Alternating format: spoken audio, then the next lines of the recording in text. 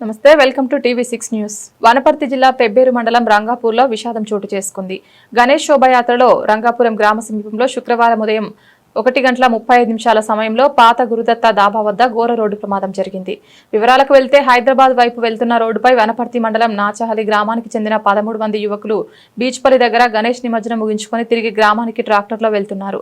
ఈ క్రమంలో రంగాపూర్ దాటిన తర్వాత పాత గురుదత్త దాబా దగ్గర వెనకాల నుంచి వస్తున్న DCM AP 39X1678 నెంబర్ ట్రాక్టర్ను వెనక నుంచి ఢీకొట్టింది. DCM డ్రైవర్ అతివేగంగా వచ్చి ముందు వెళ్తున్న ట్రాక్టర్ను వెనకాల నుంచి ఢీకొట్టడం వల్ల ట్రాక్టర్ ఇంజన్ మీద కూర్చున్నటువంటి 5గురిలో 2 వ్యక్తులు అక్కడికక్కడే మృతి చెందారు.